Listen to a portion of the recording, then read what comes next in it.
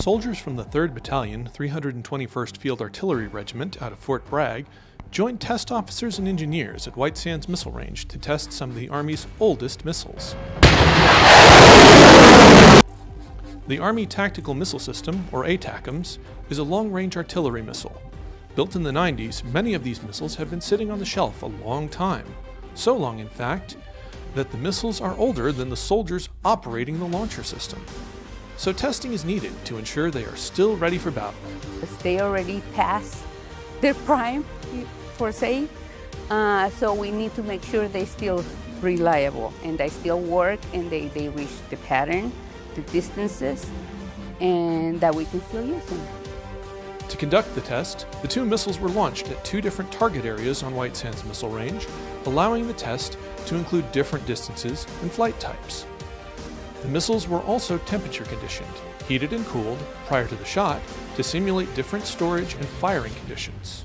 The result? It did great. Both of them did very good. They actually reached the pattern that they're supposed to. They have bomblets inside, so they were able to accomplish the pattern in the distance required. While not all tests require active duty soldiers to conduct them, there's always a benefit to getting the end user involved, giving the soldier experience firing the weapon and seeing how it can perform firsthand. Had never been able to shoot an Atacms before right now, so just the experience alone definitely has its value. It's real, I guess you could say, because training, you go through it every day, you know, same old, and to do some real Army stuff, it's great.